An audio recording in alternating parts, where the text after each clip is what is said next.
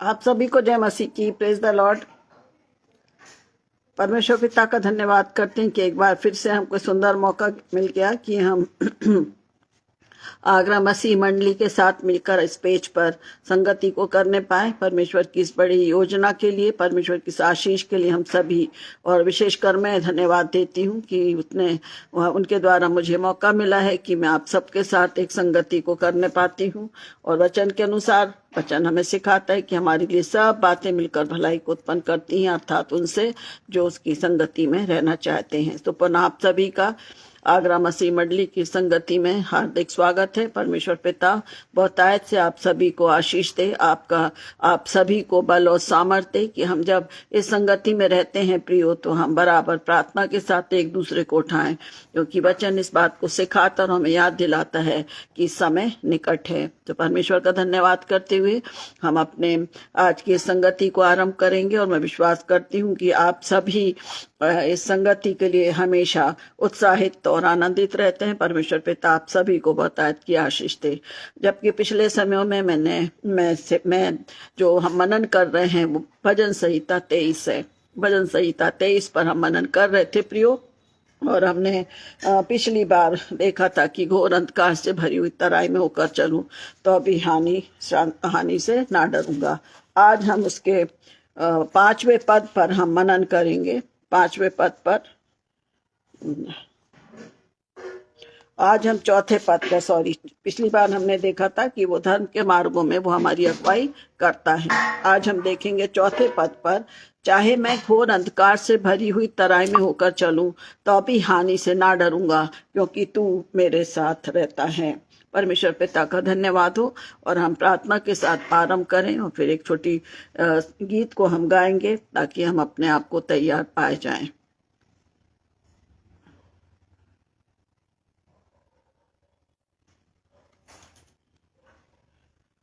हे मेरे मन यहोवा को धन्य कहे, जो कुछ मुझ में है वो उसके पवित्र नाम को धन्य कहे। हे मेरे मन यहोवा को धन्य कहे और उसके किसी उपकार को ना भूलना। हमारे दयालु प्रेम पिता परमेश्वर, सुंदर रात्रि के समय आपके पवित्र चरणों के पास आते हैं।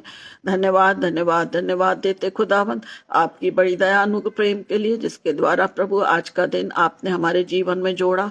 प्रातः से लेकर इस रात्रि तक आपने हम सभी को संभाला। मैं ये विश्वास करती हूँ क्योंकि हम जानते हैं कि हमारा प्रभु हमसे प्रेम करने वाला अति करुणा में परमेश्वर है, जो हमसे प्यार करता है। पिता, मैं प्रार्थना करती हूँ जबकि आज हम आपका धन्यवाद करते हुए आगरा मसीह मंडली के साथ एक संगति को आरंभ करते, पिता आपकी उपस्थिति हम अपने बीच में चाहते। खुदा आपका पवित्र आत्मा हमारी अगुवाई करे, ताकि जो भी वचन आज आप हमें सिखाना चाहते हैं हम उसको सीखें और प्रभु जी अपने जीवन में अपने प्रभु को चरवाहा मान लें। हम अपने प्रभु के पीछे पीछे चलें और जितनी बातें दाऊद राजा ने सिखाई हैं, बताई हैं प्रभु, उसके जीवन में उसने पूरी बातों को पाया है और वो गवाही के साथ इन वचनों को बांटता है। खुदा, जब हम इन वचनों को सीखते पिता, आपका नियंत्रण मेरे ऊपर और मेरे हर एक प्रियो के ऊपर हो कि हम इन वचनों को प्रभु आपकी उपस्थिति में, आपके पवित्र आत्मा की अगुवाई में समझ सकें, क्योंकि सिखाने और समझाने वाले मेरे खुदावंद केवल आप हैं। नेटवर्क सिस्टम को भी नियंत्रित रखें और हमारे जो भी प्रियजन हैं जो किसी प्रकार की तकलीफ में हो या परेशानी में हो पिता, आप उनकी भी अगुवाई करना और जब उनको मौका मिले वे भी वचनों को सुन सकें और प्रभु आपकी ओर से आत्मिक शांति, आनंद और तंदुरुस्ती को पाने पाएं।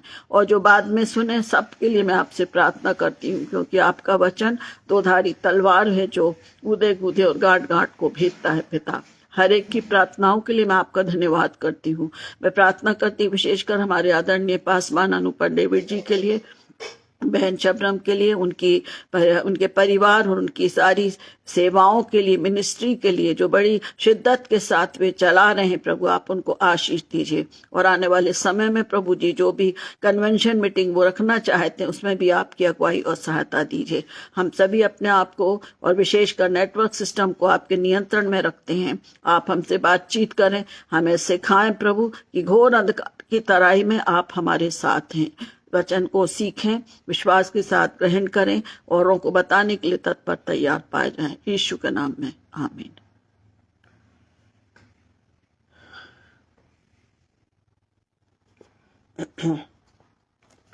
आज जिस गीत को मैं गाना चाहती हूँ और वो प्रार्थना से संबंधित है, क्योंकि हमारी प्रार्थना के बगैर, बिना प्रार्थना के हम कोई भी चीज को आरंभ नहीं करते। तो जो गीत आज मैं गाना चाह रही हूँ और प्रभु की महिमा के लिए, वो है प्रार्थना के सुनने वाले प्रभु, प्रार्थना की चाहत हम में तू भर, प्रार्थना में सदा ठहरे रहें, प्रार्थना का गौरव पाते रहें। आपको जितनों को भी आता है परमेश्वर का धन्यवाद और स्तुति करते हुए इस गीत को जरूर गाएं।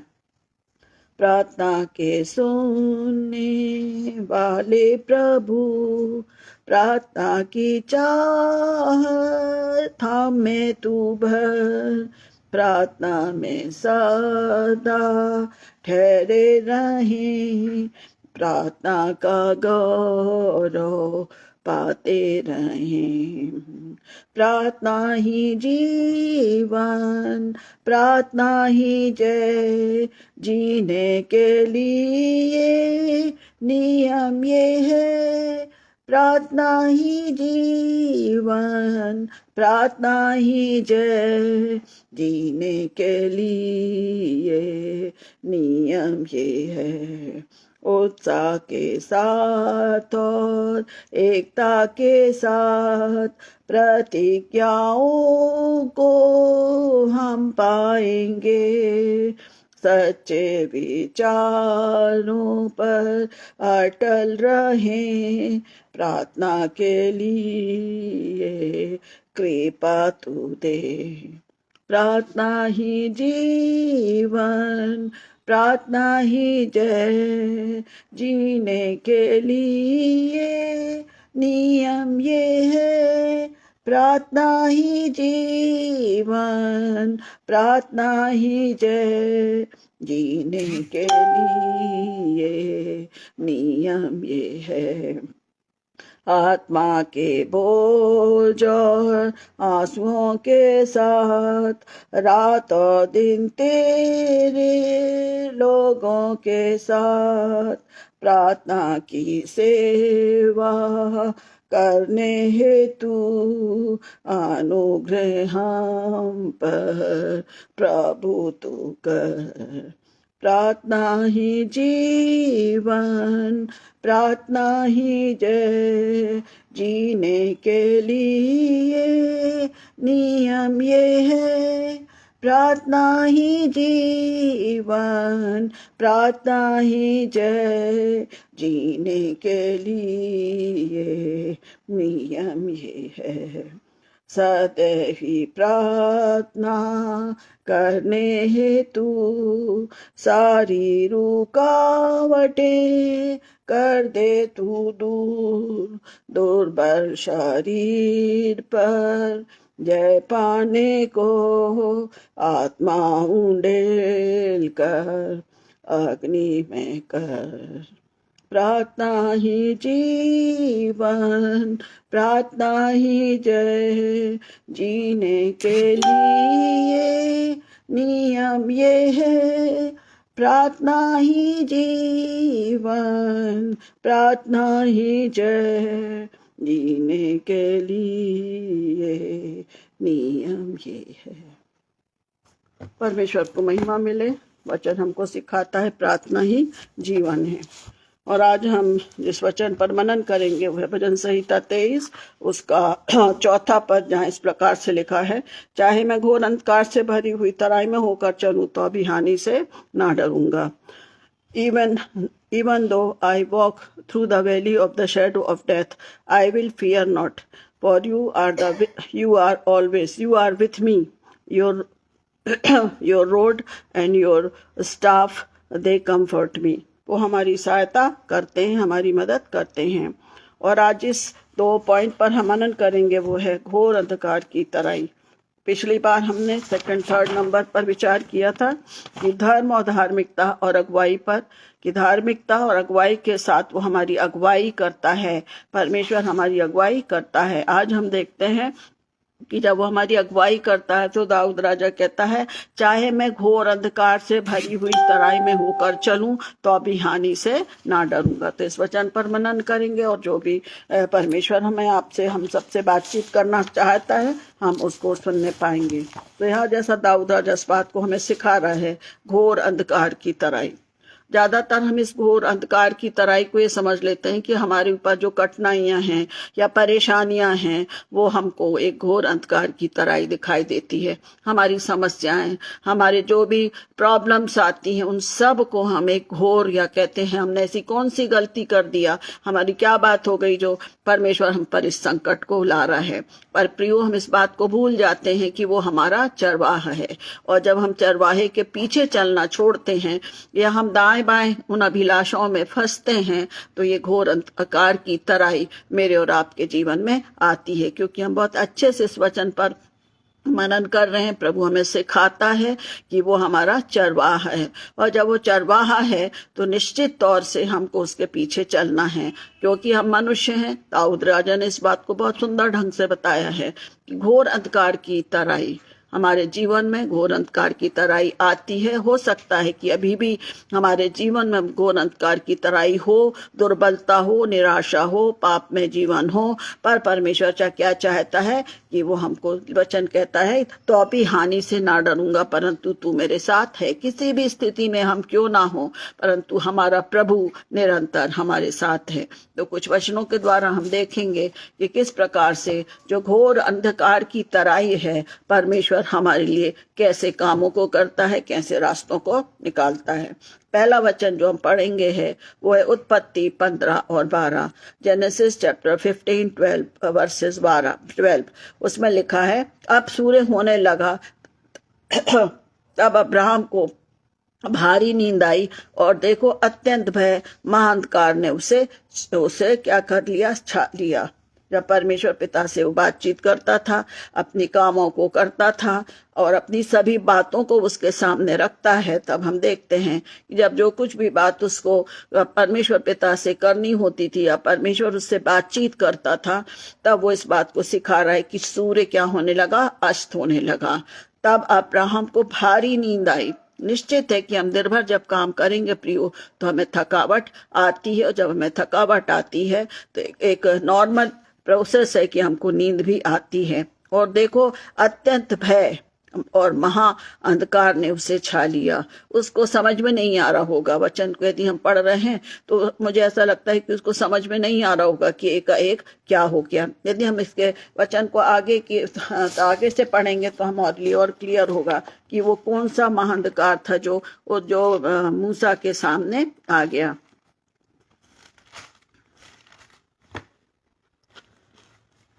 15 और 12 का मैं थोड़ा कुछ पढ़ूंगी जिसमें क्लियर हो जाए। यहाँ पर लिखा है कि यहोवा जब परमेश्वर से अब्राहम से वाचा बांधने जा रहा था, तब का ये वर्णन है, जिसमें हम इस बात को भी सीखते हैं, जिसमें इस 6वां पद हमें हर बार इस बात को याद दिलाता है कि अब्राहम ने यहोवा पर विश्वास रखा, इसलिए वो धर्म गिना गया। 12वें पद में लिखा है, जब सूर्य अस्त होने लगा तब अब्राहम को भारी नींद आई, और देखो अत्यंत भय और महाअंधकार ने उसे छा लिया। तब यहोवा ने अब्राहम से कहा, यह निश्चय जान कि तेरे वंश पराए देश में परदेशी होकर रहेंगे और उस देश के लोगों के दास हो जाएंगे, और वे उनको 400 वर्ष तक दुख देंगे। इस वचन को बताने का मतलब ये है कि 15 से लेकर 11वें पद तक परमेश्वर ने उस सब को वो बता दिया, उसने क्लियर कर दिया कि अपनी आशीष को, आपके अनुग्रह को प्रकट करेगा। जैसे हम 8वें पद में पढ़ते हैं तो इस बात को सिखा रहा है, उसने कहा, हे प्रभु यहोवा, मैं कैसे जानूं कि मैं इनका अधिकारी हूँगा। यहोवा ने उससे कहा, मेरे लिए 3 वर्ष की कलोर, और जो उसने उसको बोला उसको चढ़ा और उस बात को बताएगा। मतलब इस बात के द्वारा कि वो एक घोर अंधकार की तराई में था, या वो सोचता था कि मेरा अधिकारी कौन होगा, परमेश्वर ने तो मुझे इतनी सब चीजें दी हैं, परंतु इस वचन के द्वारा परमेश्वर ने उसको उसकी प्रतिज्ञा को याद दिलाया। हो सकता था कि वो अच्छे से दिन दोपहरी में भी बता सकता था, परंतु यहाँ लिखा है कि सूर्य अस्त हो रहा था। ये बात हमें सिखाती कि जब हम अपनी कठिनाइयों में रहते हो, जब हम निराश होने लगते हैं, हम टूटने लगते हैं, हमारे पास कोई सलूशन नहीं निकलता, तब परमेश्वर अपनी योजना को हम पर प्रकट करता है, इस बात को सिखाता है। सूर्य अस्त होना मतलब हमारा निराशा को दर्शाता है। और अब्राहम को भारी नींद आई और उसको अत्यंत भय आ गया। हम थक जाते हैं, हम टूट जाते हैं, फिर हम प्रार्थना भी नहीं करना मांगते, हम वचन भी नहीं पढ़ना मांगते, हम कुड़कुड़ाते हैं, अंधकार वाली स्थिति आ जाती है। पर उसके बीच में भी परमेश्वर अपने प्रेम को प्रकट करता है और उसने इस बात को स्मरण कराया कि सब बातों में मैं तेरे साथ रहूंगा। उस घोर अंधकार में, उस कठिनाइयों में, 4 लाख की भीड़ में भी क्या करूंगा मैं, तुम्हारी सॉरी अब जो मैं तुझे वंश देने जा रहा हूँ उसको संभालने में वो मैं तेरी अगुवाई करूंगा। इसी प्रकार निर्गमन 10 और 22 में भी लिखा है कि उसमें विपत्ति, जब 9वीं विपत्ति मूसा ने अपना हाथ आकाश की ओर बढ़ाया और सारे देश में 3 दिन तक 3 दिन और 3 रात घोर अंधेरा छाया। जब 10 विपत्तियों का वर्णन आता है तब भी हम देखते हैं कि परमेश्वर ने 9वीं जो विपत्ति थी, 9वीं विपत्ति थी, तब मूसा ने अपना हाथ बढ़ाकर आकाश की ओर बढ़ाया और सारे मिस्र देश में 3 दिन और रात घोर अंधेरा रहा। वो दिन को भी अंधेरा कर सकता था ना प्रियो, परंतु परमेश्वर अपनी सामर्थ को उनके ऊपर प्रकट कर रहा था, क्योंकि 8 विपत्तियों के बाद भी वे क्या थे, कठोर थे।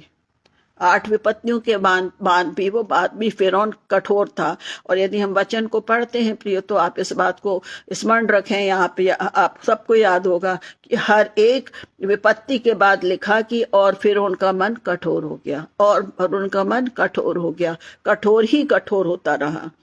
उसको कोई प्रभाव ही नहीं पड़ रहा था कि मेरे देश में घोर अंधकार है, मतलब अनाज्ञाकारिता है। परमेश्वर जो बातें हमें सिखा रहा है उससे हम सीख नहीं रहे, हम उस अंधेरे में ही रहना पसंद करते। और हम देखते हैं कि आखिरी जो विपत्ति थी, जो पहले उठों को मार दिया परमेश्वर ने, उसके बाद उनके वास्तविक जीवन में वो अंधकार आ गया, क्योंकि उन्होंने परमेश्वर की आज्ञा को मानना ना चाहा। यदि घोर अंधकार से भरी हुई तराई में चलूं तो अभी तू मेरे साथ रहता है, दाऊद राजा कह रहा है। उसको विश्वास था, उसको मालूम था, उसको शेर चीते भी आते थे तो परमेश्वर उसको सामर्थ देता था, वो फाड़ देता था जब वो एक बालक के समान था।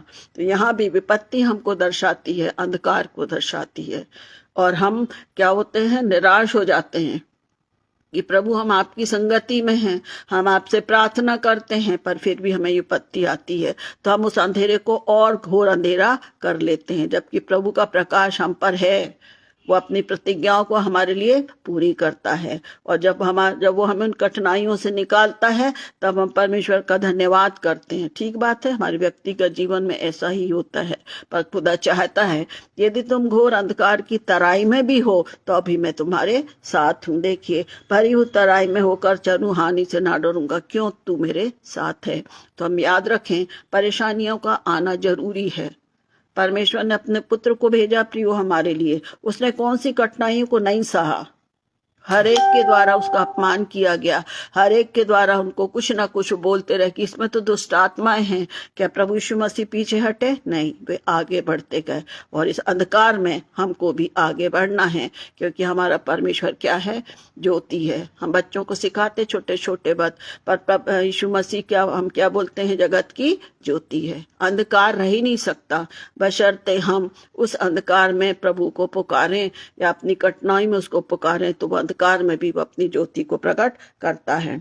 फिर अय्यूब के विषय में हम देखेंगे, अय्यूब 10 और 22 भी सिखाता है, और मृत्यु के अंधकार का देश जिसमें सब कुछ गड़बड़ है और जहां प्रकाश भी ऐसा है जैसे अंधियारा। अय्यूब के जीवन में भी हम जानते हैं कि सिर से लेकर पांव तक वो कठिनाइयों में आ गया, सिर से लेकर पांव तक वो कठिनाइयों में आ गया। और उसके बाद भी उसके मित्रों ने उसको बोला ना, उसके मित्रों ने क्या बोला कि तू अभी भी अपने परमेश्वर को पुकार रहा है। और वो इस बड़ी खुशी के साथ, बड़े मजबूती के साथ इस बात को बोलता है, जिसने लिया उसका नाम धन्य हो। और ये वचन यहाँ पर सिखा रहा है कि मृत्यु के अंधकार का देश जिसमें सब कुछ गड़बड़ है और जहाँ प्रकाश भी ऐसा है अंधियारा। हम महसूस तो नहीं कर सकते हैं, पर हम उसको एक कल्पना में हम ले सकते हैं कि क्या स्थिति थी अय्यूब की, क्या स्थिति थी। बच्चे, खेती बाड़ी सब तो चला गया उसका, ऊपर से फोड़े हो गए। वो उनको अपने पत्थरों से रगड़ता था, थोड़ा सा हम इमेजिन करके देखें कि कितने बड़े अंधकार में था, पर वो पीछे नहीं हटा। और अय्यूब 24:16 में हम पढ़ते हैं कि किस बात को दस बता रहा है। अय्यूब 24 और उसका 16 और 17 में बताऊंगी। वे अंधियारे के समय घरों में सेंध मारते और दिन को छिपे रहते हैं, वे उजियाले को जानते भी नहीं। इसलिए उन सबों को भोर का प्रकाश घोर अंधकार सा जान पड़ता है, क्योंकि घोर अंधकार के भय से वे मित्रता रखते हैं। ये किन के लिए बोला गया है? उनके लिए जो पाप में जीवन को जीते हैं। आप देखिए, चोर कभी बाहर खुले में नहीं निकलेगा। चोर चोरी करने के लिए रात में ही निकलेगा। भले बात ये अलग है कि आज हमारे पास आधुनिक चीजें हैं, चोर करने वालों को वो सारे सीसीटीवी कैमरेज हैं, सब कुछ है, पर वो उसके जीवन में एक ध्येय है कि मेरा अंधेरा हो और मैं अपने काम को आरंभ करूं। और अय्यूब इस बात को कह रहा है, इसलिए उन सबों को भोर का प्रकाश घोर अंधकार सा जान पड़ता है। उसके मित्र जो उसको सपोर्ट करना चाहिए था, वो और उनको क्या कर रहे हैं, और उसको अंधेरे में ढकेल रहे हैं। अभी तक तू काहे को अंधेरे में बैठा है? कुछ तो नहीं है, कोई रोशनी की उम्मीद नहीं है। पर उसने अपने चारों मित्रों को क्या किया? इग्नोर किया। उसने सिर्फ अपने परमेश्वर पर भरोसा रखा और परमेश्वर ने उसको घोर अंधकार की तराई से निकाला। और बताते हैं, वचन लिखा है कि पृथ्वी पर सबसे ज्यादा जो व्यक्ति धर्मी विश्वास था वो अय्यूब था। अय्यूब के विश्वास को हम जानते हैं। इसके बाद हम देखते हैं, भजनकार भी इस बात को सिखाता है। भजन संहिता 18 और 11। भजन संहिता 18 और 11। उसने अंधियारे को छिपने का स्थान और अपने चारों ओर मेघों के अंधकार और प्रकाश की काली घटाओं का मंडप बनाया है। ये वचन हम इस बात को सिखाता है कि परमेश्वर को सबकी चिंता है। देखिए, उसने अंधियारे को छिपने का स्थान। कौन छिपता है रात में? कौन छिपता है? पेड़ पौधे, पशु पक्षी ना। दिन में वो सब दिखेंगे, और विशेषकर वे जो बनेले पशु हैं वो रात में बाहर निकलते हैं, वो दिन में नहीं निकलते, वो अंधकार में रहते हैं। कुछ छोटे जानवर रहते हैं, वो अंधकार में शांत छुपा दुबक के बैठ जाते हैं। सबकी अलग अलग है। इसमें तुलना ये की गई है कि अंधियारे में भी छिपने का स्थान है। अंधियारे में भी कुछ लोग छिपते हैं, बचते हैं और अपने आप को बचाते हैं। जो गलत काम करने वाले वो हमेशा अंधेरे में रहेंगे, कोई मेरे को पकड़ नहीं ले। ये स्वभाव उनके कामों पर निर्भर करता है। हमारे पशु पक्षी, पेड़ पौधे, जो भी पशु पक्षी हैं, वो अंधेरे में जैसे ही शाम होती वो अपने अपने घोंसलों में चले जाते हैं। इसलिए दाऊद राजा कहता है, उसने अंधियारे को छिपने का स्थान और अपने चारों ओर मेघों के अंधकार और प्रकाश की काला घटाओं का मंडप बनाया है। क्योंकि वचन क्या कह रहा है? चाहे मैं घोर अंधकार से भरी हुई तराई में होकर चलूं तो अभी तू मेरे साथ है। हम मनुष्यों के लिए भी, और जितनी सृष्टि उसने बनाई है, पशु पक्षी पेड़ पौधे, सबके लिए वचन है कि वो हमारे लिए स्थान बनाता है।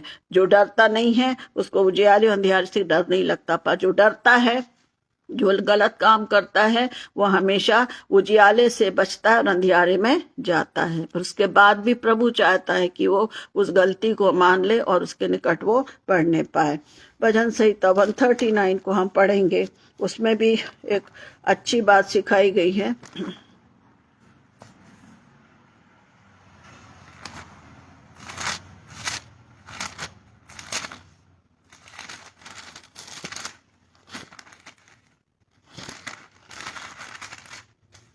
भजन संहिता 139 और 11 से 12 में पढ़ रही हूँ। भजन संहिता 139 उसका 11 और 12। यहाँ लिखा हुआ है, यदि मैं कहूँ कि अंधकार में तो मैं छिप जाऊंगा और मेरे चारों ओर का उजियाला रात का अंधेरा हो जाएगा, तो भी अंधकार तुझसे ना छिपाएगा। रात तो दिन के तुल्य प्रकाश देगी, क्योंकि तेरे लिए अंधियारा और उजियाला दोनों एक समान हैं। बहुत गहरी बात है, बहुत गहरी बात है। यदि मैं कहूं कि अंधकार में मैं छिप जाऊंगा, अंधकार में मैं छिप जाऊंगा, परंतु वचन आगे क्या कह रहा है? और मेरे चारों ओर का उजियाला रात का सा अंधेरा हो जाएगा। दोनों चीजें हैं, दोनों चीजें हैं। ऊपर लिख रहा है कि अंधकार में छिप जाऊंगा और मेरे चारों उजियाले का रात जो उजियाला है वो भी क्या होगा? रात का अंधेरा हो जाएगा, अर्थात हमारे पाप जो हम गुप्त में करते हैं चाहे ओपनली करते हैं, हमारा पाप में जीवन, हमारी वे आदतें इस बात को दर्शाती हैं। हमें उससे उजियाले और अंधियार से कोई मतलब नहीं है। हमें बुराई करना है तो हम दिन में भी करेंगे, रात में भी करेंगे। किसी को परेशान करना है तो हम रात में भी करेंगे, अंधेरे में, क्योंकि हम उस अंधेरे में हैं। हम सोच रहे हैं कि जो काम हम कर रहे हैं वो सामने वाला नहीं जानता, पर परमेश्वर सबको जानता है। इसलिए वो कहता है क्योंकि तेरे लिए अंधियार और उजियाला दोनों एक समान हैं। उनको कोई मतलब नहीं रहता। चोर के लिए कोई मतलब नहीं है, दिन भी रात भी। पकड़ गए तो ठीक है, नहीं तो छोड़ दीजिए। परंतु ये दोनों वचन 11 और 12 हमारे व्यक्तिगत जीवन को दर्शाते हैं प्रियो। हम बोलते हैं यीशु जगत की ज्योति है ना, अंधियारा नहीं है, पर हमारे जीवन में वो ज्योति है क्या? पर हमारे जीवन में तो अंधियारा है। हम जिंदा हैं, हमारा सब कुछ सही है, पर हमारे जीवन में अंधियारा है। कौन सा? पाप का अंधियारा। उस पाप को, अंधियारे को मिटाने के लिए भी प्रभु यीशु मसीह ने हमारे लिए अपने आप को दिया, जीवित हुआ और अब आ रहा है। तो हमारे जीवन में उजियाला होना चाहिए। वो कालापन, पाप की बातें हट जाना चाहिए, समर्पित हो, और ताकि जब प्रभु आए तब वो हमको ले जाने, हम उसके संग जाने के लिए तैयार हों। सो हम माने अपने आप को देख लें कि हम ऊपर से तो बढ़िया है, फर्स्ट क्लास, पर अंदर हमारे मन में वो कालापन, वो अंधियारा है, वो ना हो। इसके लिए हमें प्रयास करना है। नीति वचन 4 और 19 इस बात को सिखाता है। दुष्टों का मार्ग घोर अंधकार है, वे नहीं जानते कि किससे ठोकर खाते हैं। नीति वचन 4 और 19, दुष्टों का मार्ग घोर अंधकार है, वे नहीं जानते कि किससे ठोकर खाते। सदूकी और फरीसी के विषय में हम देखते हैं नए नियम में प्रभु यीशु मसीह ने कितनी बातों को बता दिया, पर तुम प्रभु यीशु मसीह के सामने वो कुछ नहीं बोलते थे। उसके सामने बोलते थे ये तो यहाँ की बातें, इसमें तो शैतान है, शैतान बोलता है, दुनिया भर की बातें बोलते थे। पर जब प्रभु यीशु मसीह वहां से हटता था तब उनको महसूस होता था कि ये जो बातें बोल रहे हैं वो सही है, पर लोगों के डर के मारे वो विश्वास नहीं करते थे। सदूकी और फरीसी आज हमारे लिए भी है। हम छुपे हुए हैं, हम उन चीजों को प्रकट नहीं करते। यदि आज हमें प्रभु ने स्वस्थ रखा है, सब कुछ दिया है, तो हम सोचते हैं वो हमारी मेहनत है। गलत है, हम अंधकार में हैं। आज यदि हम जीवित हैं, स्वस्थ हैं, सारी चीजें हमारे पास हैं, वो परमेश्वर के अनुग्रह से हैं। और इसके बाद भी यदि हमारे घरों में, हमारी कलीसियाओं में मेल नहीं है, एकता नहीं है, इसका मतलब है हम अंधकार में ही चल रहे। जबकि यीशु मसीह, दाऊद राजा कह रहे, चाहे मैं घोर अंधकार से दराई में होकर चलूं तो भी हानि से ना डरूंगा। अभी हमारे लिए अंधकार ही चल रहा है प्रियो। लोग सताए जा रहे हैं, वचन सुनने वाले, सुनाने वाले सब सताए जा रहे हैं, पर उनके लिए वचन है ये, घोर अंधकार में चलो पर भी मैं तुम्हारे साथ हूं, क्योंकि उसका उजियाला कभी भी कम नहीं होता जो उसको ताकते हैं। इसके बाद हम देखते हैं यशायाह 45 और 3 भी इस बात को सिखाता है। यशायाह 45 और 3 इस बात को सिखाता है, मैं तुझे अंधकार में छिपा हुआ और गुप्त स्थान में गड़ा हुआ धन दूंगा, जिससे तू जाने कि मैं इस्राएल का परमेश्वर यहोवा हूं, जो तुझे नाम लेकर पुकारता है। इतनी बड़ी प्रतिज्ञा उसने दे दिया हमको यशायाह भविष्यवक्ता के द्वारा कि मैं तुझे अंधकार में छिपा हुआ और गुप्त स्थान में गड़ा हुआ धन दूंगा, जिसे तू जाने इस्राएल का परमेश्वर यहोवा, जो मुझे नाम लेकर बुलाता है। प्रभु यीशु मसीह उसने हमारे लिए दे दिया। हमारे सारे अंधेरे को, हमारे सारे कालेपन को सब प्रभु यीशु मसीह पर तो पहले ही से बता दिया यशायाह भविष्यवक्ता ने। अब और क्या चाहिए? परंतु हम उजेले को, जो प्रभु का लहू है, प्रभु का पवित्र आत्मा जो हमको सहायक के रूप में दिया गया, हम उसको ले ही नहीं सकते, क्योंकि हमारे अंदर तो अंधियारा है। कैसे हम पवित्र आत्मा को अपने जीवन में काम में लाने देंगे प्रियो? इसीलिए हम हमेशा बोलते हैं कुछ भी नहीं, कुछ भी कर लो, कोई फल ही नहीं मिल रहा, क्योंकि हमारे जीवन में घोर अंधकार जो बोल रहा है। फिर भी प्रभु की प्रतिज्ञा है कि तुम घोर अंधकार में चलो, फिर भी मैं तुम्हारे साथ हूं। कब तक देता है साथ? जब तक कि हम समर्पित नहीं होते। हम उस बात को याद रखें प्रियो, यीशु मसीह 99 भेड़ों को छोड़कर एक भेड़ को बचाने के लिए बताता है। ओ भेड़ मैं और आप हो सकते हैं। तो हमें इस बात को ध्यान रखना है कि जैसा दाऊद राजा कहता है, हम इस वचन को दृढ़ता के साथ बोले, चाहे मैं घोर अंधकार से भरी तराई में होकर हूं, फिर भी तू मेरे साथ है। हमारा दावा होना चाहिए कि वो हमारे साथ है, उस अंधकार में वो हमारे साथ है। हमको पुकारता, हमारे सब कुछ कर दिया कि हम उसकी निकटता में बने रहे। एक माता पिता अपने बच्चे के लिए सब कुछ करते हैं, रुपया धन पैसा नहीं है फिर भी प्रबंध करते हैं ताकि वो अपने गोल को पाले। प्रभु ने हमको भी मौका दिया है। और फिर हम इस बात को देखते हैं कि यहाँ मत्ती 4 और 16 जो इस शब्द का उत्तर है वो है, जो लोग अंधियारे में बैठे थे उन्होंने बड़ी ज्योति देखी, और जो मृत्यु के देश और छाया में बैठे थे उन पर जो दो ज्योति चमकी। ये प्रभु यीशु मसीह के आगमन के लिए बताया गया है। इसका उत्तर जो हम देख रहे हैं भजन संहिता 23 में, जब वो कह रहा है कि चाहे मैं घोर अंधकार से भी बड़ी तराई में चलूं तो भी मैं हानि से ना डरूंगा, क्योंकि तू मेरे साथ है। हमारा प्रभु हमारे साथ है। प्रभु की प्रतिज्ञा है प्रभु यीशु मसीह में, इनका सर्वदा मैं तुम्हारे साथ हूं। कभी महसूस हुआ कि प्रभु मेरे और आपके साथ है? हम कठिनाइयों में हम प्रभु को पुकारें, अपने अंधकार में प्रभु को पुकारें, वो बराबर हमारी मदद करेगा। इसके साथ हम देखेंगे, नए नियम में से देखेंगे कुछ वचनों को। यूहन्ना 1 और 5, यूहन्ना 1 और 5। अभी तक हम देख रहे थे घोर अंधकार, अब हम देखेंगे कि अंधकार। अब हम देखेंगे अंधकार। यूहन्ना 1 और 5 में लिखा है, ज्योति अंधकार में चमकती है और अंधकार ने उसे ग्रहण नहीं किया। ज्योति अंधकार में चमकती है और अंधकार ने उसे ग्रहण नहीं किया। बार बार मौका मिल रहा है, कन्वेंशन होती, रिट्रीट होती, बहुत सारे लोग आते हैं, बातचीत करते हैं, थोड़ी देर के लिए हमको वो ज्योति में रहना अच्छा लगता है, बहुत खुश हो जाते हैं, वो ओवर एक्साइटेड हो जाते हैं, ऐसा लगता है कि बस अब हम अंधेरे से बिल्कुल हट गए। पर कहीं एक छोटी सी तकलीफ आई और हम पुनः दुगने अंधियारे की ओर चले जाते हैं प्रियो। इसलिए लिखा है, ज्योति अंधकार में चमकी और अंधकार ने उसे ग्रहण नहीं किया। प्रभु यीशु मसीह आया, हमारे लिए आया, परंतु जो सदू के फरूसी थे, जो व्यवस्था का पालन करते थे, उन्होंने उसको ना जाना और वे नाश भी हो गए।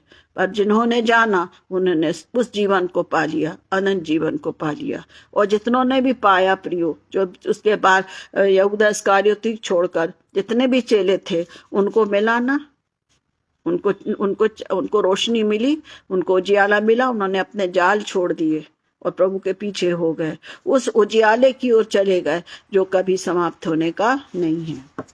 इसके बाद इसका दूसरा भाग है यूहन्ना 3:19। यूहन्ना 3:19 भी हमें सिखाता है, भाग और मनुष्य के अंधकार की ज्योति से अधिक, मनुष्यों ने अंधकार को ज्योति से अधिक प्रिय जाना क्योंकि उनके काम बुरे थे। मनुष्यों ने अंधकार को ज्योति से क्या समझा? अधिक प्रिय जाना, क्योंकि उनके काम बुरे थे। हमारा आत्मिक जीवन इस बात को दर्शाता है। ऊपर से हम उजले हैं और अंदर से हम काले हैं, अंधेर हैं, डरे हैं। हम विश्वास तो करते हैं कि प्रभु यीशु मेरे साथ है, और यदि भूल से किसी ने बोल दिया मैं सिस्टर ब्रदर प्लीज आप प्रार्थना में अगुवाई करें, तो हम शांत हो जाते हैं। बहुत छोटी छोटी बातें हैं, ऐसा नहीं कि बहुत ही बड़ा अंधियारा हुआ, बहुत बड़ा पाप लेकर, छोटी छोटी चीजें अंधियारे को बनाती हैं, अंधियारे को दिखाती हैं। हमारा अविश्वास। जब शैतान ने यीशु मसीह से बोला कि इन पत्थरों से बोल दे कि रोटी बन जाए, प्रभु यीशु मसीह पीछे लग गए थे क्या कि रोटी बनाऊंगा मैं तो परमेश्वर। उसने क्या कहा? मनुष्य केवल रोटी से नहीं परंतु उस वचन से जो परमेश्वर देता है जीवित रहेगा। कुछ बोला क्या शैतान ने? हार गया। परंतु हम तो बहस करते हैं, हम विश्वास करना नहीं चाहते, हम अपनी मर्जी को प्रकट करते हैं। सबसे ज्यादा अंधकार और सबसे ज्यादा बोलना चाहिए अंधेरेपन की निशानी है हम वचन पढ़ेंगे, वचन पर विश्वास करेंगे, वचनों से सहायता पाएंगे। प्रभु हर दिन हम देखते हैं, हम एक माचिस की तीली को जलाते हैं प्रियो, वो जलती आखिरी तक उसको पकड़े रहिए। पर यदि हम उसको ऐसे ही छोड़ देंगे, किसी भी चीज से टकराती है, वो बुझ जाती है। हमारे सामने समस्या आई और हमारी सारी रोशनी गोल हो जाती है। तो बड़ी गंभीरता के साथ हम अपने आप को जांचें कि हमारे पास हमारा प्रभु ये जीवित वचन भी तो है ना। जीवित वचन क्या है? ज्योति है, और इस पर हम विश्वास करेंगे तो ही हम आगे बढ़ने पाएंगे। फिर कुलूसियों की पत्री में बताता है, कुलूसियों 1:13, उसी ने हमें अंधकार के वश से छुड़ाकर अपने प्रिय पुत्र के राज्य में प्रवेश कराया। उसी ने, किसने? प्रभु यीशु मसीह ने। कुलूसियों की पत्री उसका पहला अध्याय उसका 13वां पद, उसी ने हमें अंधकार के वश से छुड़ाकर अपने प्रिय पुत्र के राज्य में प्रवेश कराया। इसके बाद भी उसने अपने राज्य में हम बनाया, उसको बताया, सिखाया, ताकि हम उस पर विश्वास करके उसकी ओर आगे बढ़ें। तो जिन्होंने विश्वास किया, है ना, वचन में लिखा है, जिन्होंने उस पर विश्वास किया वो उसकी संतान हो गए, अंधकार से वो हट गए और प्रभु की ज्योति में बढ़ने पाए। सुप्रियो, इस वचन पर जो हमारा एक पहला हिस्सा था, घोर अंधकार की तराई में भी प्रभु की ज्योति हमारे साथ है। दाऊद राजा कहता है, चाहे मैं घोर अंधकार से भरी हुई तराई में होकर चलूं तो भी हानि से ना डरूंगा, क्योंकि तू मेरे साथ रहता है। दूसरा हिस्सा है लाठी। दूसरा हिस्सा है, तेरे सोंटे और लाठी से मुझे शांति मिलती है। तो हम देखेंगे कि ये लाठी क्या है। अंधकार में यदि हम कहीं जाते हैं, हमारे पास कुछ है, या मान लो ऐसा लगता है कि कोई खड़खड़ाहट सी हो रही है, तो ज्यादातर हमें ये लगता है कि कोई व्यक्ति है, या हम सांप या कीड़े का क्या करते हैं, अंदेशा लगाते हैं, और हम तुरंत ढूंढते हैं कि हमें कोई चीज मिले जिससे हम उसको मारें। और जो लाठी हमारे लिए है, वो वचन हमें बताता है, वो सामर्थ को दर्शाती कि परमेश्वर हमको वो सहायता देता, हमारे को सामर्थ देता है कि हम क्या करें, उस लाठी की सहायता से उस पर जयवंत होने पाए, है ना। यहाँ पर जो लाठी के विषय में यदि हम शुरू करते हैं, तो लाठी किसको मिली थी? मूसा क्या करता था? चरवाहा था, बहुत सी भेड़ बकरियां चराता था, और प्रभु परमेश्वर ने झाड़ी में उसको दर्शन दिया, और हम देखते हैं पूरे समय उसके हाथ में एक लाठी थी। और जब प्रभु परमेश्वर ने उसको चुना कि तू जा और फिरौन से बात कर, अपनी प्रजा को छुड़ा, तो वो बोलने लगा कि मैं गूंगा, मैं हकला हूं। उसने बहुत सारे अंधकार वाली बातों को प्रकट किया, है ना। फिर उसने अपने पुत्र को, अपने भाई को उसके साथ जाने के लिए बोला, ठीक है, पर उसने लाठी लिया। उस लाठी को जब लेकर वो चला, तो परमेश्वर ने उस लाठी के द्वारा सारे कामों को कराया। हम देखते हैं कि जब वो फिरौन के पास गया, तो उसने बोला, तू क्या बोल रहा है, ऐसे कैसे जाने दूं? और जब उसने अपनी लाठी को फेंका, तो वो क्या बन गई? सर्प बन गई, और फिरौन की लाठियों को उस सर्प ने खत्म कर दिया, खा लिया। लाठी मतलब परमेश्वर की सामर्थ। उसने चट्टान पर उस लाठी से मारा, वो चट्टान में से पानी निकलने लगा। हर चीज, वो लाठी अर्थात सामर्थ। परमेश्वर हमको हमारी दुर्बलताओं पर, हमारी कमजोरियों पर, सहायता पर ओवरकम करने के लिए, उसको हटाने के लिए हमको सामर्थ देता है, वो है लाठी। इसलिए दाऊद राजा कहता है, तेरे सोंटे और तेरी लाठी से मुझे शांति मिलती है। हम बोलते हैं हमें शांति और सुरक्षा मिलती है। यहाँ पर निर्गमन 4:2 में भी लिखा है, मूसा की लाठी के लिए भी वही लिखा हुआ है। 4:1 में मूसा ने कहा, वह मेरे विश्वास नहीं करेंगे और ना वे तेरी सुनेंगे। यहोवा ने उससे कहा, तेरे हाथ में ये क्या है? निर्गमन 4:1 से मैं पढ़ रही। मूसा ने कहा, वे मेरा विश्वास नहीं करेंगे, अर्थात कौन? फिरौन, और ना मेरी सुनेंगे। निर्गमन 4:2 में लिखा है, यहोवा ने उससे कहा, तेरे हाथ में वो क्या है? उसने कहा, लाठी। और फिर हम देखते हैं कि वो अजगर भी बन गई, सांप भी बन गया। नील नदी पर उसने बारा, उसको बारा, लाल पानी बन गया और लहू बन गया। सारी 10, 11, 9 विपत्तियां हम देखते हैं। वो सामर्थ परमेश्वर ने उसको दी। क्या वो बोलकर नहीं कर सकता था प्रियो? परंतु बोलने में और सामर्थ में, लाठी से उसको मेहनत करनी पड़ी। उसमें वो सामर्थ थी जिसके द्वारा परमेश्वर ने उस स्थान पर अपने बड़े काम को किया। आज प्रभु यीशु मसीह ने मुझे और आपको एक प्रतिज्ञा दी है कि मैं तुम्हें एक सहायक दे रहा हूं, है ना। पवित्र आत्मा हमें दिया गया है। जो परमेश्वर के भय प्रेम में रहते हैं, परमेश्वर उनकी अगुवाई करता है। आज भी हमारी मदद करता है अपने लोगों के द्वारा, वचन के द्वारा। जब हम प्रार्थना में टूटते हैं, परमेश्वर अपने भेदों को प्रकट करता है। ये सामर्थ है, लाठी है, और हम इसको लेकर चलेंगे तो कोई भी अंधकार हमारे सामने नहीं आ सकता। मीका नबी भी अपने वचन में, इसका किताब में सिखाता है, मीका 7:14, तू लाठी लिए हुए अपनी प्रजा की चरवाही अर्थात अपने निज भाग की भेड़ बकरियों को जो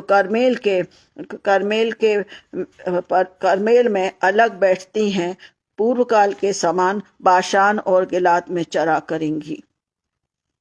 लाठी का महत्व बताया जा रहा है। लाठी का महत्व बताया जा रहा है कि तू लाठी लिए हुए अपनी प्रजा की चरवाही करना। सिर्फ मारने वाली बात नहीं है। यदि हम लाठी लेते हैं तो वो सहारा भी बनती है, सुरक्षा भी प्रदान करती है, और मजबूत, हमें गिरने से भी बचाती है। बहुत सारी बातें हम सब जानते हैं, और इसलिए वो मीका नबी इस बात को सिखा रहा है। अपने निज भाग की भेड़ बकरियां अर्थात इस्राएल के लिए परमेश्वर बोलता है, जो हर समय अपनी मर्जी से मुड़ जाता है। परंतु परमेश्वर अपनी सामर्थ से अपनी नबियों के द्वारा उनको संभालता और उनको लेके आया, ताकि वे जो उसकी प्रजा हैं वे दृढ़ पाए जाएं। इसके बाद यदि हम देखते हैं जकरिया 11:7 में, मैं ज्यादा उस समय नहीं लूंगी, जकरिया 11:7 में हम देखते हैं 2 प्रकार की लाठियों का वर्णन है। एक है अनुग्रह और एक है एकता। उसका नाम रखा गया है जकरिया 11:7। जकरिया भी एक नबी था, जो वो भी परमेश्वर को पुकारता था, बताता था। तब उसने ये लाठी के विषय में बताया कि उसको एक लाठी दी गई, उसका नाम अनुग्रह और दूसरी का नाम एकता रखा गया। जब हमारे जीवन में परमेश्वर का अनुग्रह रहेगा प्रियो, तब हमारे जीवन में एकता रहेगी। हम परमेश्वर के अनुग्रह में साथ साथ बढ़ेंगे तो घोर अंधकार में भी चलेंगे, तब हानि से नहीं डरेंगे। और हमेशा मैं इस बात को बताती हूँ कि अनुग्रह मतलब परमेश्वर की अनअर्जित कृपा। हमें उसके लिए कोई मेहनत नहीं करनी पड़ती है, हम के लिए कोई मेहनत नहीं करते, उसका अनुग्रह पर हमेशा हमारे साथ है। और दूसरा है एकता, और प्रभु चाहता है कि हम उसमें बने रहें एकता के साथ। अलग नहीं कि मेरी इच्छा तेरी इच्छा नहीं। हम हमेशा इस बात को बोलते हैं इस प्रार्थना में कि मेरी नहीं परंतु आपकी इच्छा पूरी हो। और हम हे हमारे पिता की जो प्रार्थना, उसमें भी हम बोलते हैं। तो हमें को ध्यान रखना है कि हमको परमेश्वर ने सामर्थ्य दी है, सामर्थ्य के साथ हमको लाठी भी दिया है, एक सहारा, एक सपोर्ट हमको दिया है कि हम विश्वास के साथ हर कदम पे चलें, चाहे भरी तराई में भी चलें, हम कोई कठिनाई में भी चलें, तो हमको हमारे विश्वास में यदि हम दृढ़ है प्रियो, तो वो हमारे लिए सरल हो जाएगा। इसके बाद हम इसके साथ ही हम इस बात को हम सीखना चाहते हैं कि मत्ती 4:16 को हम देखेंगे। मत्ती 4:16 अभी मैंने पढ़ लिया है, और मैं फिर से इसको बताकर खत्म करूंगी। मत्ती 4:16।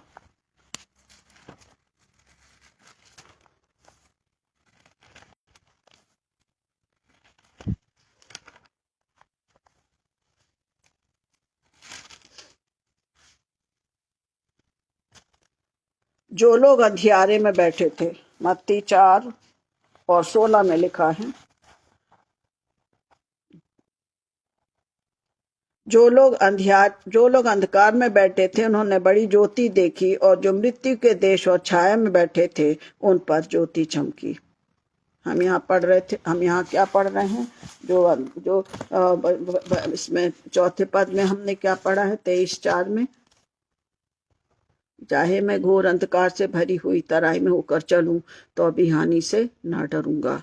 और यह हमारे सुसमाचार का जो वचन है, मत्ती है, जो प्रभु यीशु मसीह के साथ इन वचनों सुसमाचार को हम देखते हैं, वो हमें सिखाता है कि जो लोग अंधियारे में बैठे थे उन्होंने बड़ी ज्योति देखी, और जो मृत्यु के देश और छाया में बैठे थे उन पर ज्योति चमकी। अर्थात हमारे लिए परमेश्वर ने अपने इकलौते पुत्र को दिया। यूहन्ना 3:16 कि परमेश्वर ने हमसे कैसा प्रेम किया, बहुत प्रेम किया, ऐसा प्रेम किया कि उसने अपने इकलौता पुत्र दे दिया कि हम अंधकार में बैठे हैं फिर भी उसने हमारे लिए ज्योति बना दिया। हम मृत्यु की छाया में हम डरे हुए हैं, पर उसने हमको जीवन की आशा अपने पुत्र के द्वारा हमें दिया है। सुप्रियो, हम इस वचन के द्वारा परमेश्वर की आशीष हम सभी को मिले, सामर्थ्य मिले कि हम याद रखें कि वचन हमको सिखाता है, चाहे मैं घोर अंधकार से भरी हुई तराई में होकर चलूं।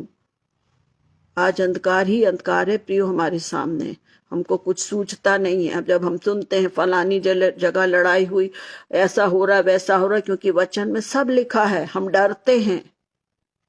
अंधकार तो अंधकार, डरते तो निश्चित है, सामान्य बात है कि जहां अंधेरा रहता वहां डर लगता है, पर प्रभु की उपस्थिति हमारे साथ है। पवित्र आत्मा हमें मिला है ना, सामर्थ मिली है, लाठी मिली है, और उसके द्वारा हम इन कठिन दिनों में परमेश्वर की निकटता में बैठे रहें। जैसे वचन इस बात को सिखाता है कि भजन संहिता 23:4 हमको प्रभु में, परमेश्वर पर हमेशा क्या रखना है, भरोसा रखना है। चाहे मैं घोर अंधकार से, अभी की जो भी स्थितियां हैं, तो अभी हानि से ना डरूंगा। कुछ भी होता रहे मैं हानि से ना डरूंगा, क्योंकि तू मेरे साथ रहता है। तेरे सोंटे और लाठी से परमेश्वर के वचन, प्रभु यीशु मसीह ने अपनी प्रतिज्ञाओं को पूरा किया। प्रियो, परमेश्वर ने अपनी प्रतिज्ञा को पूरा किया अपने बेटे को देकर। हमारा काम है कि हम जब यदि अंधकार से बाहर आ गए हैं तो हमको उनको परमेश्वर के निकट, प्रभु के निकट लाना है, जो भी अभी अंधकार में या पाप में जीवन में हैं। ये मेरी आप सबकी ड्यूटी है, क्योंकि उसने हमें लाठी भी दिया है, हमें वरदान भी दिए, हमें सामर्थ्य भी दिया है। उसको हमने अपने लिए नहीं देना, हमको किसको देना है, उनके लिए जो क्या है, डरे हुए हैं अंधकार में, पाप में, जीवन में, संसार से, अपने चारों तरफ की स्थितियों से डरे हुए हैं। उनको प्रभु के वचन के द्वारा सहायता, शांति और सुरक्षा देना है। इसलिए प्रभु यीशु मसीह ने इस बात को कहा, एक आज्ञा दी है, सबको दी है कि जाओ, जाके जगत के सब लोगों को क्या करो, सुसमाचार प्रचार करो। क्यों करो? कि विश्वास करें और उस आग से जो शैतान उसके दूतों के लिए बनी है उसमें वो आने ना पाए।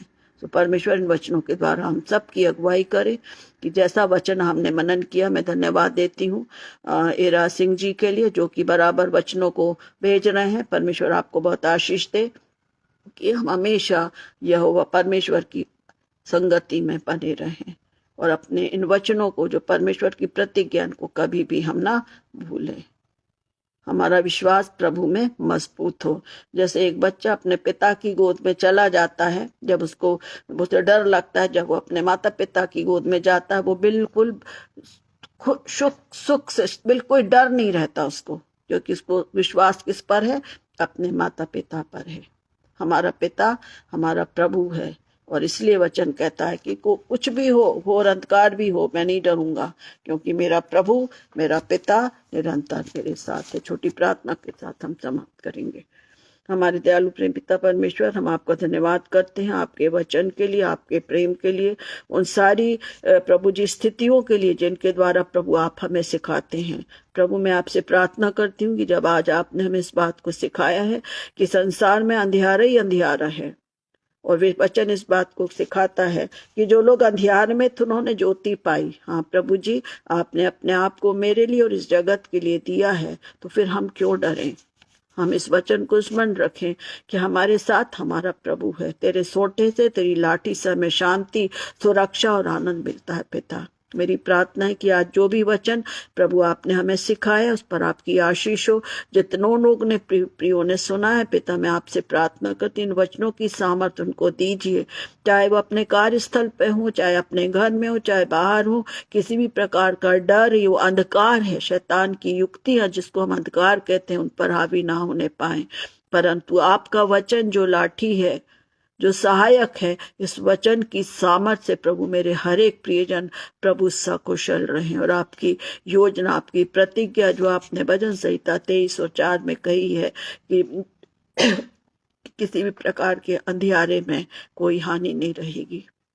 चाहे मैं घोर अंधकार से भरी हुई तराई में होकर चलूं तो भी हानि से ना डरूंगा, क्योंकि तू मेरे साथ रहता। इस वचन की आशीष को, इस वचन की सामर्थ को मैं अपने लिए और अपने हर एक प्रियों के लिए चाहती हूँ। पिता दया करे पिता, हम अपने पापों को, अपनी गलतियों को आपके चरणों पर रखते हैं।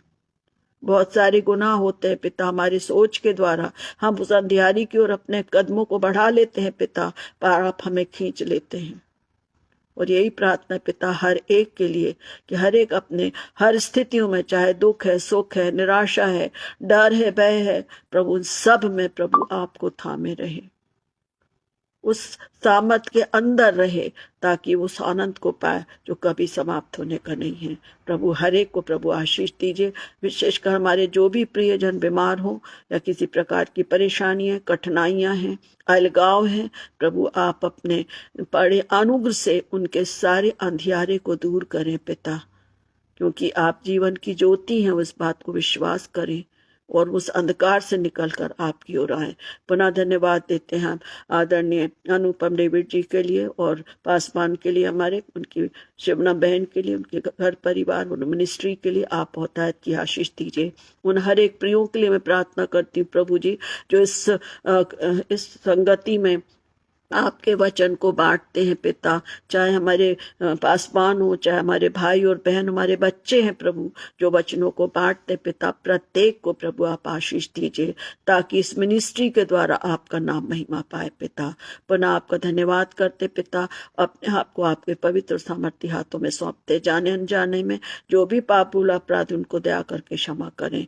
आने वाली रात्रि में हम सबका रक्षक निगहबान हो और मीठी नींद दे, हर एक पाप खतरों से, नागानी मौत से बचा। आपकी मर्जी के मुताबिक हम नए दिन को देखें और स्मरण रखें कि हमारे साथ हमारा प्रभु है। तेरे सौंटे और तेरी लाठी से हमें शांति मिलती है। उस शांति से प्रभु नए दिन को आरंभ करें और आपके नाम को महिमा दें। आने वाले आगे के समय में प्रभु जो भी आपके दास हैं वचन को बांटेंगे, उनको भी अपनी सामर्थ्य से भरना, ताकि आपका नाम महिमा पाए। सभी बातों में केवल आपको महिमा मिले। इस विनती को सुने और दया से ग्रहण करें।